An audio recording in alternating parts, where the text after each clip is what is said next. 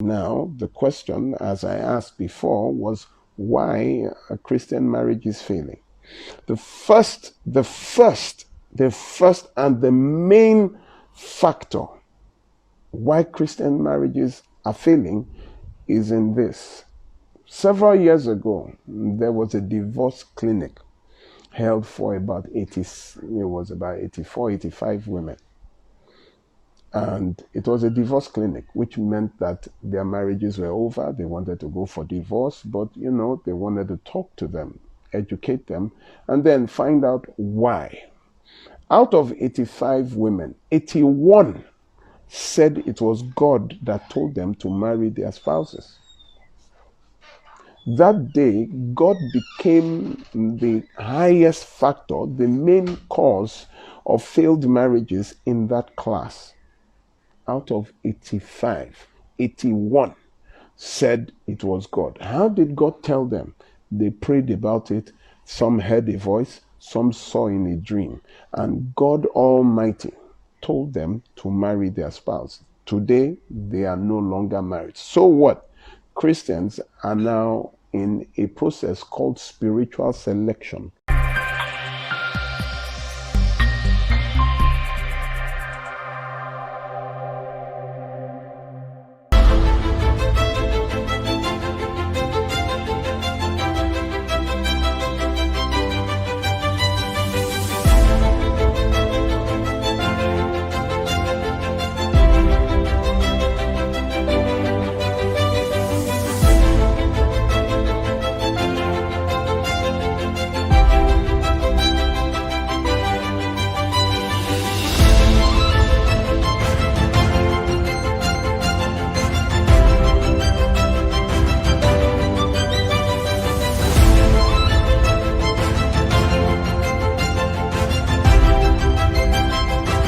So, how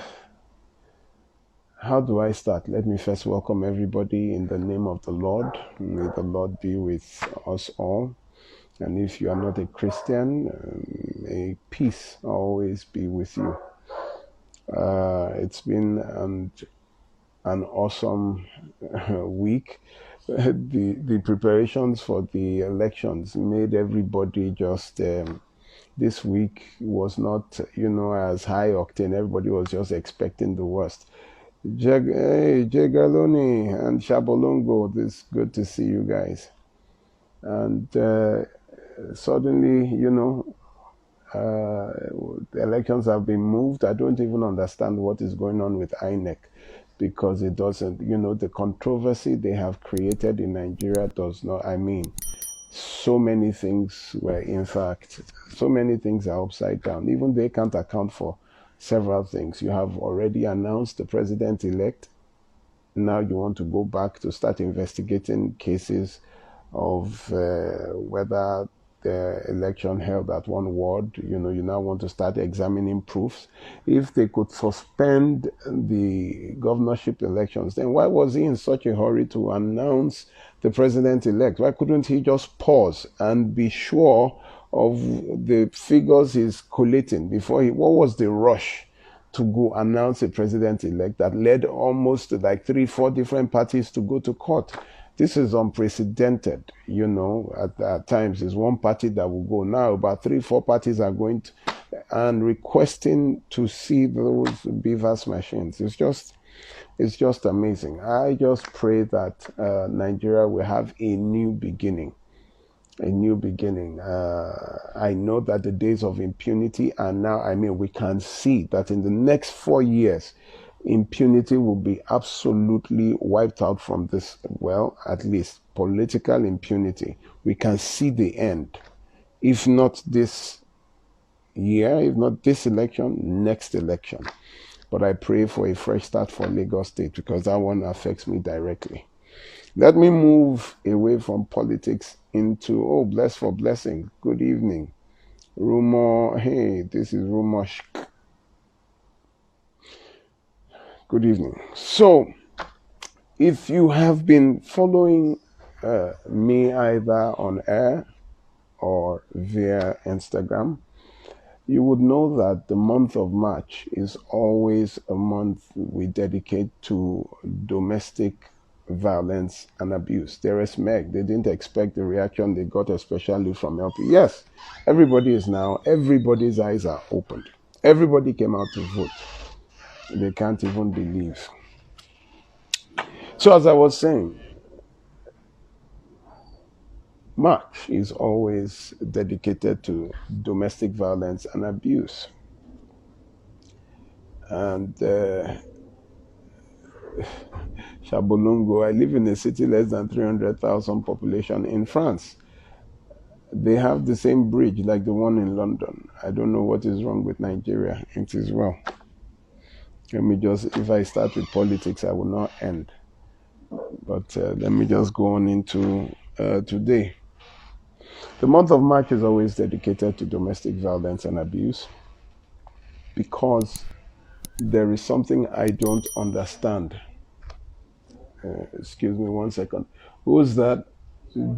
Stop with that. There's something I don't understand, and that is the fact that the month of March always determines the curve of violence, especially in domestic violence in Nigeria. You will find that if it peaks in March, then the entire year is full of violence. If it dips in March, then the entire year would be reasonable.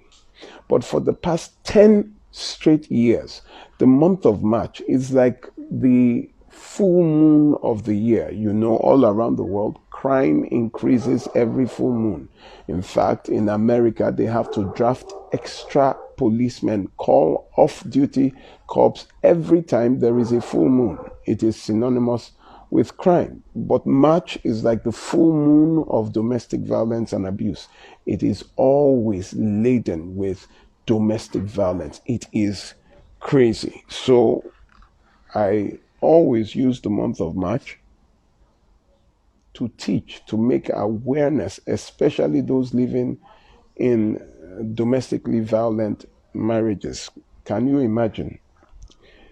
The 1st of March, Mr. Shegun Ebenezer, a carpenter, was arrested for allegedly killing his wife, Omotosho, by beating her to death over an argument of who owned the house. He hit her with a padlock on her head and she bled. When he saw that she had started losing blood, he tried to rush her to the hospital, but she died by the time they got to the hospital. Now, you know the funny thing?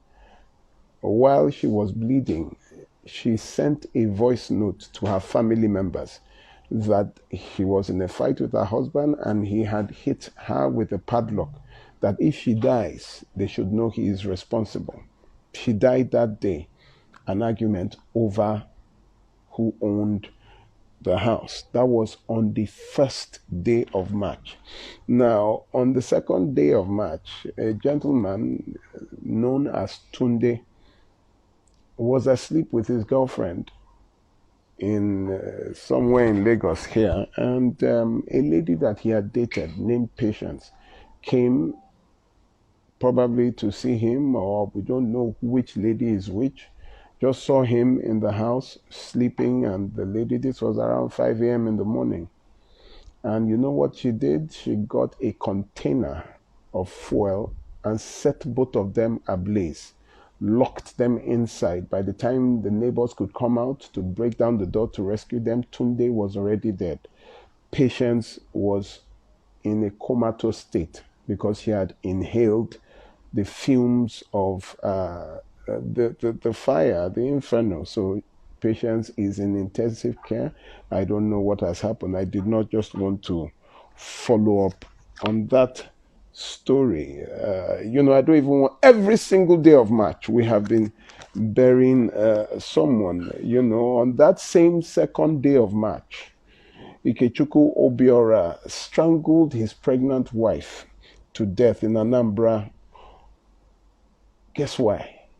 Because she did not come out to open the gate on time. he came back from a place and was horning at the gate, and the woman did not open the gate on time. She was pregnant, very heavy. And when she came to open, he got out of his car, hit her, and grabbed her by the neck, choked her, and she died. He has been arrested, and he actually confessed to the crime. The marriage had been an abusive one right from the very beginning. This is 3 deaths in less than 48 hours. Do you understand what I am saying? This is just the 2nd of March. I did not even want to reach out to anything on the 3rd or 4th or 5th of March because 2 other incidents got to me from Ajegunle. But there is one that even beat my imagination. It happened on the 6th of March. A girl, Malama Hawa, in Kebbi State, was attacked by her husband over a dispute that she did not understand. First, she married him too early. She was forced to marry him by 17, 18. She did not want to marry him in the first place, but she was pressured into that marriage by her parents. This man would leave home for 2 months straight. She would not know, but she kept herself. She kept cool, and so he would come back with such an aggression. But unfortunately, the 6th of March, he came back.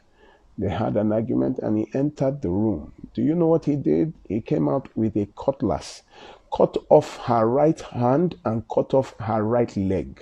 She has no right hand again. That is, cut it off from the elbow, not that the wrist. Cut it off from the elbow and from the thigh. They had to amputate both because of the deep machete cuts. Now she has 1 hand, 1 leg in Kebbi State. Because of what? Because of marriage. I have warned, and I keep warning people, that the month of March, I have no explanation physically, scientifically, or spiritually for why it signals, it heralds the worst in man against spouse. Domestic violence and abuse is also called intimate partner violence. It is violence and abuse within the home. So husband and wives are not the only victims of domestic violence and abuse. In fact, the children are the primary victims of domestic violence and abuse because the trauma is worse on the children.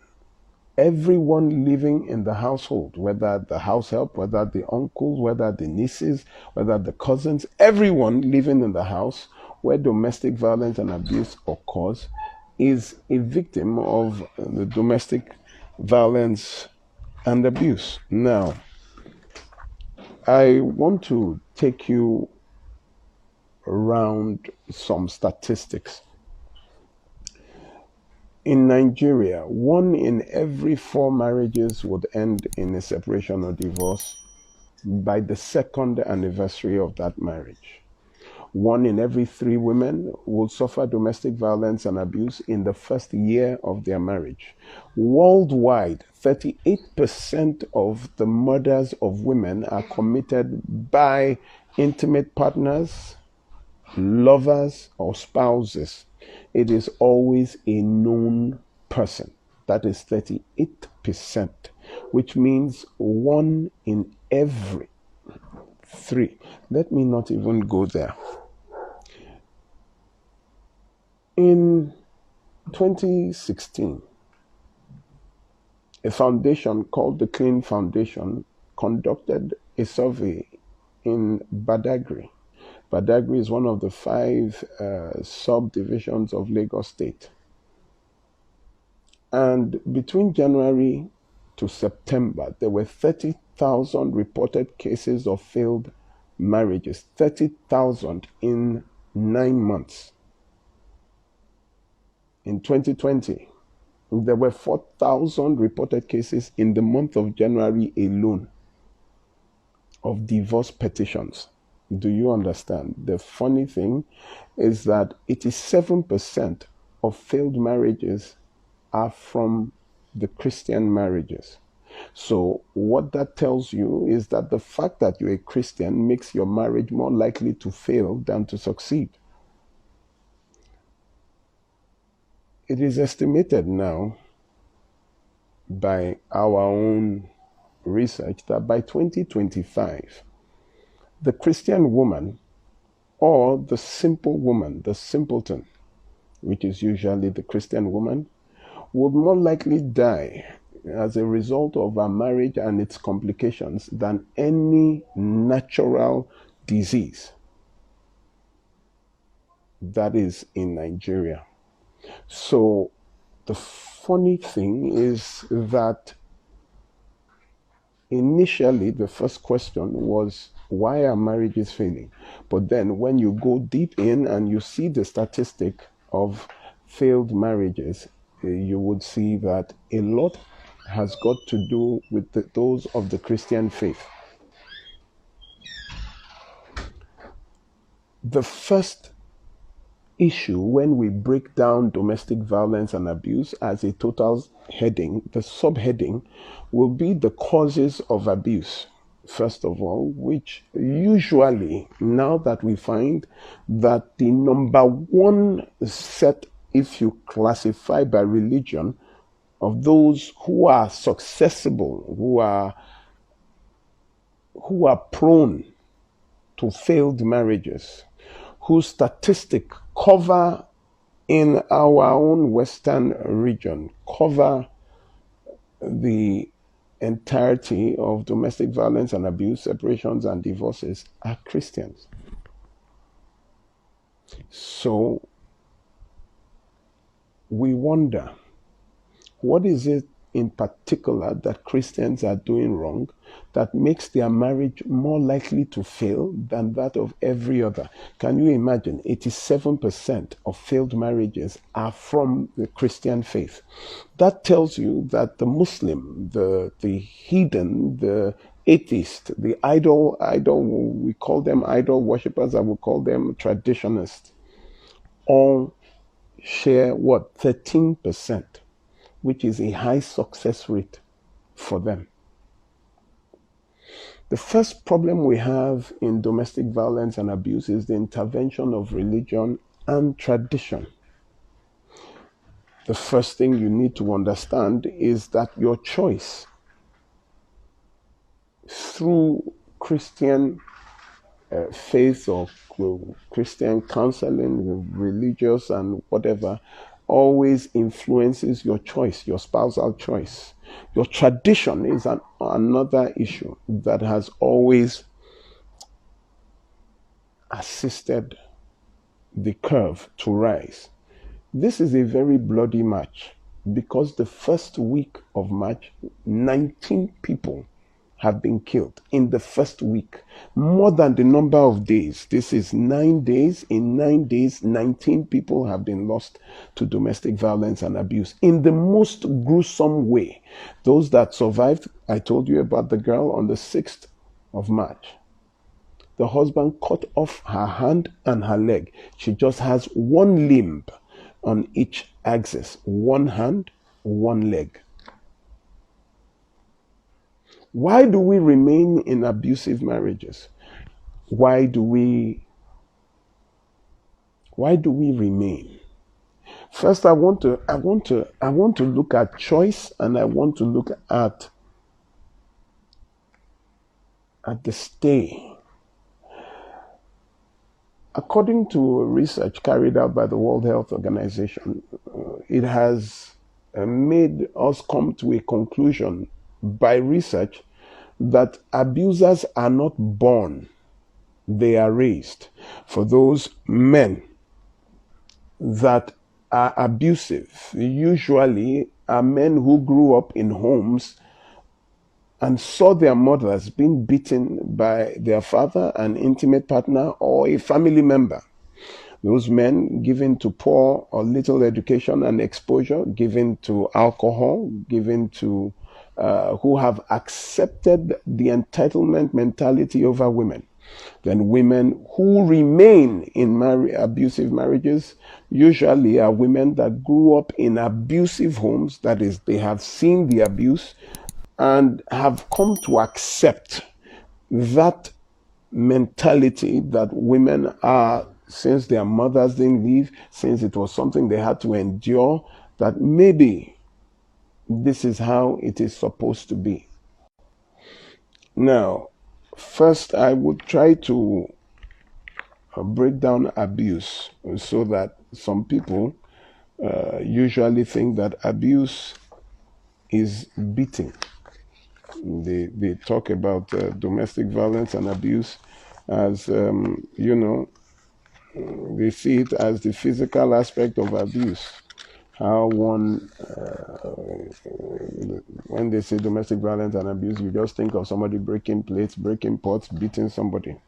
There are 6 kinds of abuse. Abuse, as I already explained from the beginning, is violent or abusive people in the home. That is a home where there is violence. And the funny thing about abuse is that every form of abuse is about control, someone wanting to control the other spouse. So abuse is a tool of control. It is referred to, especially by the Americans, as intimate partner violence. Anyone can be a victim of that, and that is children, family member, relative, everybody living in the house. It is a pattern of behavior. That is, it is a pattern. It is repeated. The thing about patterns is when you look at clothes, it is a pattern. It is repeated. It has to be repeated.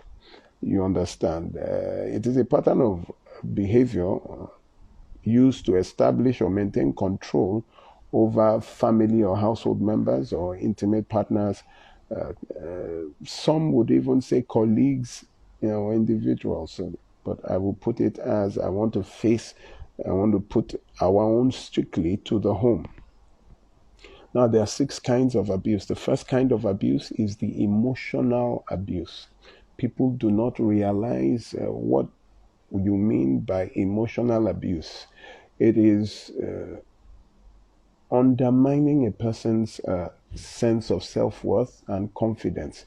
It is through constant criticism, belittling one's abilities, name-calling, abuses. Emotional abuse is verbal. They are words said.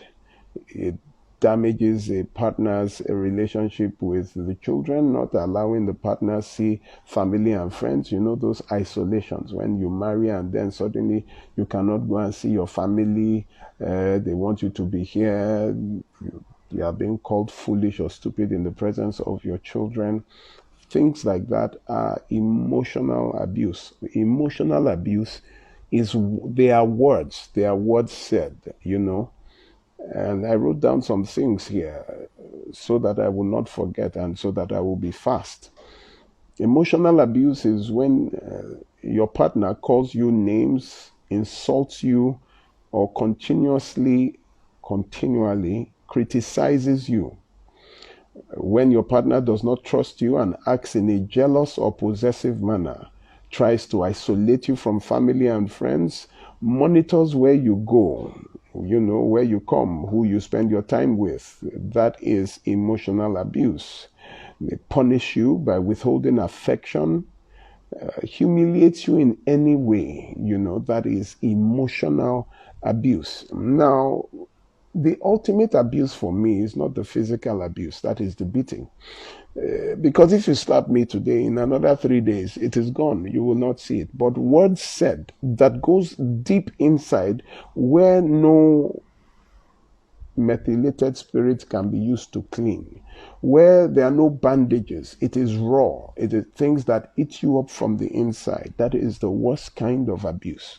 When you have been told how ugly you are, how stupid you are, how you cannot cook, you cannot do anything well, how I did you a favor by marrying you. I mean, there is nothing you say. You used to be smart, but since you have been married, you are no longer smart. By the time you are told how dumb dumb you are, how stupid your idea is, that you should just keep quiet, you don't, you know, though, that is emotional abuse. Psychological abuse is the second one. And from the word psycho, you get the word psychological when you are talking of a psycho. A psycho in the dictionary describes someone who is aggressive, someone who intimidates. Now, the essence of psychological abuse is to create fear. If you have seen a psycho before, probably you are walking down the road, this is a good example, and you see a madman coming your way, probably you will cross to the next other side of the street. Why? The man has not done anything. The madman has not done anything to you. But you cross to the other side of the road regardless. Why do you do that? Because you are afraid of what he can do. That is psychological abuse. Fear of what they can do. So when the man parks or the woman parks, you hear the sound of their car coming into the compound. Next thing, your heart starts beating because you don't know where to come from. You know, person comes in, you see all the children scampering, everybody switched off the TV, they sat down, they've arranged the table, they put their books as if they are reading. Psychological abuse, causing fear by intimidation, threatening physical harm, to yourself, to the partner, even to the children. Some in psychological abuse would even grab the pet. They know you love the cat. Just grab the cat, throw the cat on the floor, just to intimidate, to cause you to be afraid. That is psychological abuse. Now, the third is financial or economic abuse. Financial abuse is when someone makes you dependent on them. They take away your livelihood, your source of living. They take total control over income. And this is seen especially when you get married to someone and the person tells you, I don't want you to work anymore. I think that's your job. You need to resign. I had a neighbor here who is a senior lawyer. Her monthly salary was paid into her husband's account. Her husband will now give her what he feels she would take. I met a lot of market women who, when you want to transfer money, you will see that it is not their account. Madam, no be your name, that is their husband's name, because whatever they sell will be paid into their husband's account. When you are with someone who wants to take over your source of livelihood, it is called financial or economic abuse. It is an abuse, especially for women. You cannot give up your job for nothing. Never give up your job. If you are to give up your job, that means you are taking another job. Not that you come and sit down at home. Economic abuse, financial abuse is the beginning of the end of a woman. It is a very serious matter. Very, very serious matter. There's a lady who was almost a director in Lagos State here.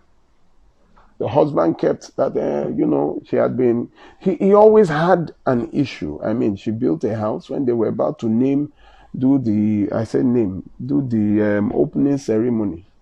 The man refused to enter, that he refused to come out of the car. And by the time she was 50, the man said that it was her plan, that by the time you are 50, you won't be working for anybody, that she should resign from that job. She was always, you have to resign, you have to resign, you have to resign. It became a problem. We have another one, that the moment she was promoted, it even baffles me. She was promoted in her office and given an official car. She ran home to her husband, drove the car there. I've been promoted and they gave me an official car. The husband will respond, why is it only you they're always promoting in that office? You were promoted 2 weeks ago, about 3-4 years ago. They have promoted you again. Don't bring any official car to this. She could no longer park the official car in the house. She had to park it at the filling station down their street on the road.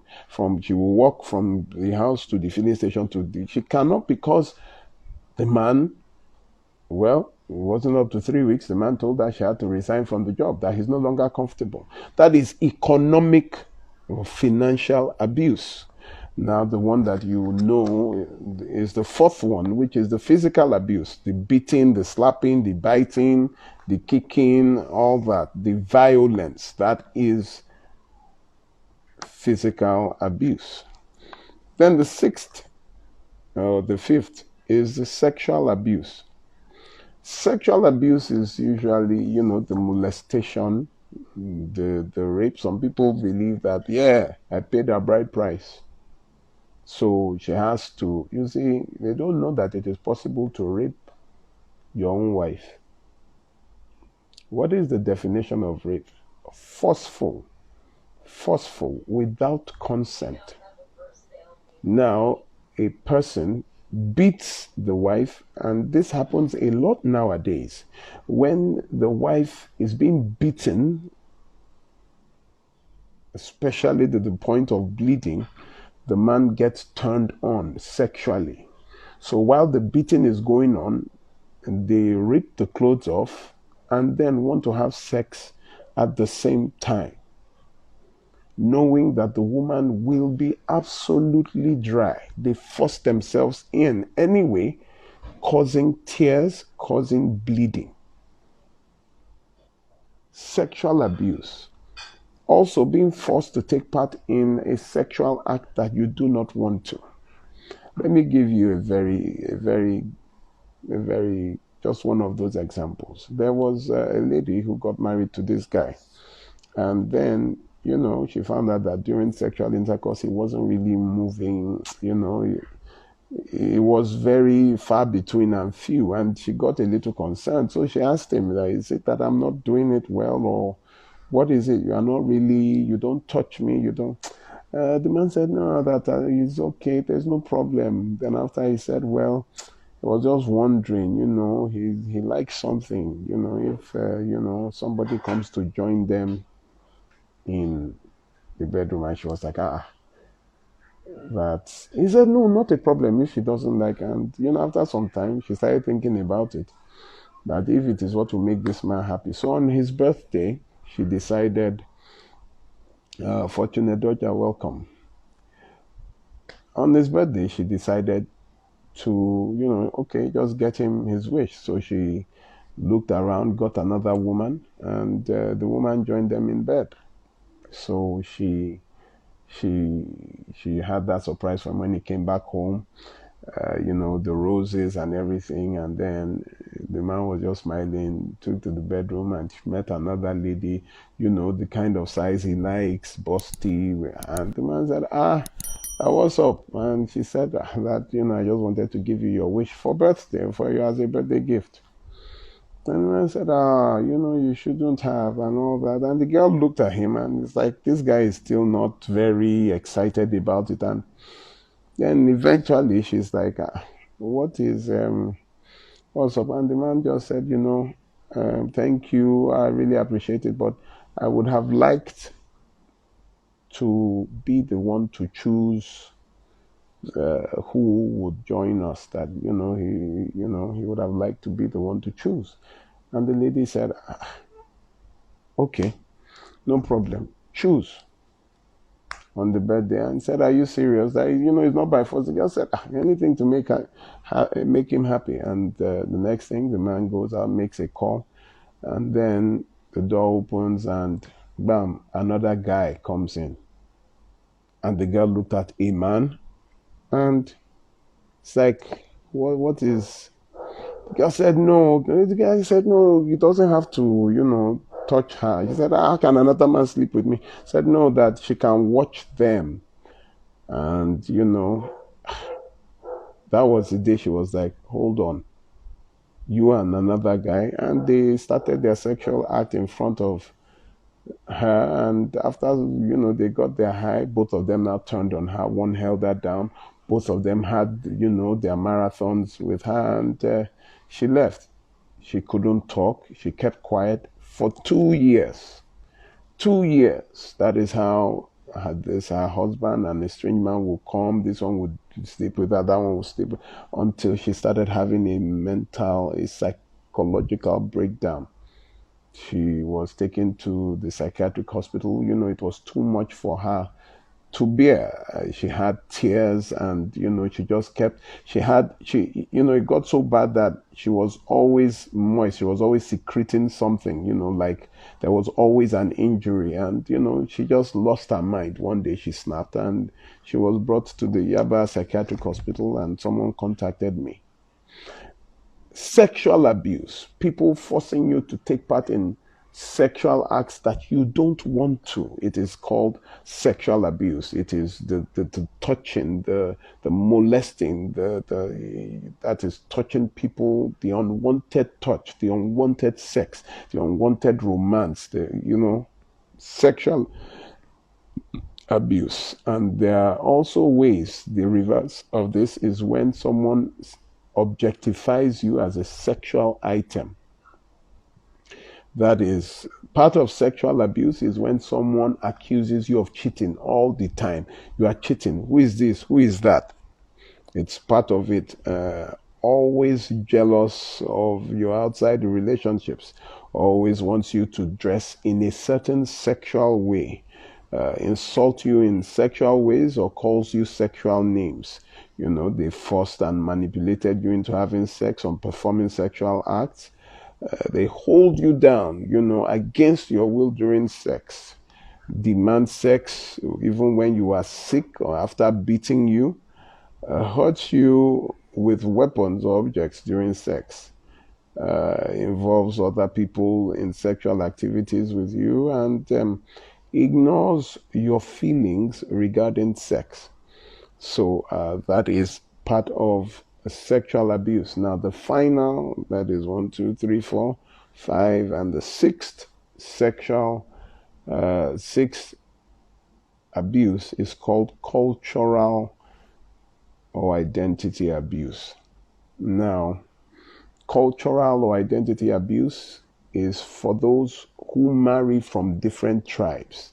A Yoruba marrying an Igbo marrying, a Hausa, or somebody marrying from Nupe, this one marrying from, when you marry from different tribes, and then someone uses something about your tribe to abuse you. Let me give you an example. You marry someone from Edo State or Benin, and you have an argument, and you start saying, well, anyway, your mates now shawo than they do for Italy, or you marry somebody from Cross Rivers, those ones that they say, actually, I no blame you. You people now, they kill yourself, they kill your children, the killing of twins. And, the Igbos, you start that, you people that don't have respect. The Yorubas, you people that are this, arrogant. You use their culture. You want to date someone from Benue. I want to check whether there's female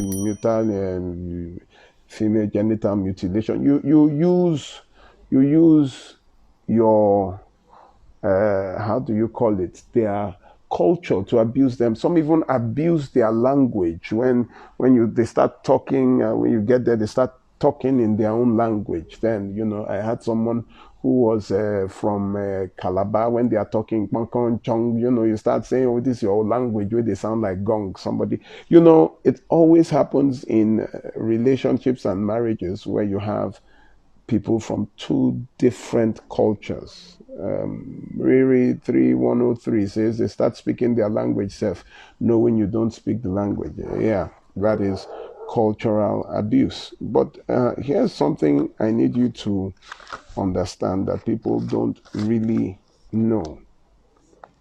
There are laws that protect you from all these abuses. And that is what I would expect that religious institutions, religious and traditional institutions would teach. Now, the traditional cannot teach it, but more of, because especially the Christians, you go more to church than any other. Let me begin to tell you. First of all, for those who molest, rape, Section 358 of the Nigerian Criminal Code Act states that any person who commits the offense of rape is liable to imprisonment for life. It is a life sentence for the crime of rape. It is a life sentence. And anyone who, that is section 359 of the Nigerian Criminal Code Act, says any person who attempts to commit the offense of rape is guilty of a felony and is liable to imprisonment for 14 years. So if you actually commit, that is by penetration, it is life imprisonment. Then if you attempt to rape, it is 14 years in prison. And here is something that people do not know.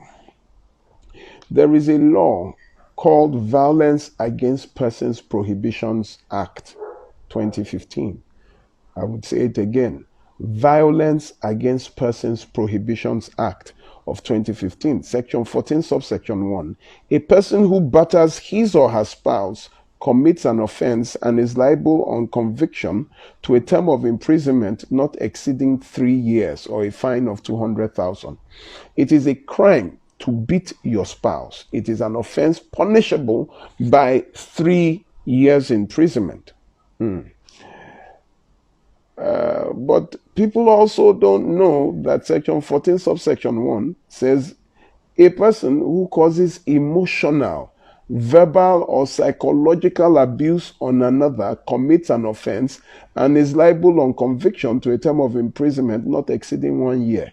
You did not know that emotional, psychological and verbal abuse is against the law. It actually comes with a 1 year prison sentence. A lot of the abuse that we go through is already provided for in law. Now, the one that even tripped me, I was so happy when I saw this.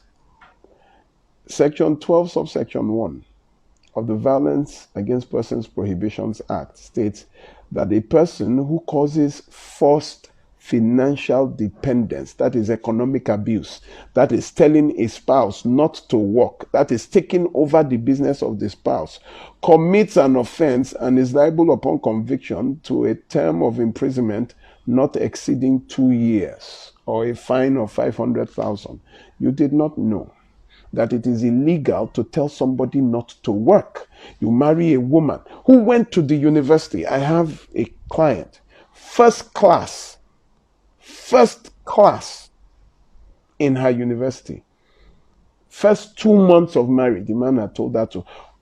I tell them, if you don't want a woman that is educated, why don't you marry an illiterate in the first place? But you would marry a woman that went to primary, secondary, and university and did masters, and then you tell them to sit down in the kitchen. I even wonder at the kind of women that will sit with such men, that will now go and resign. I'm with somebody, she had 3 jobs. She got one at Zenith, told her to resign. Eventually frustrated her, she resigned.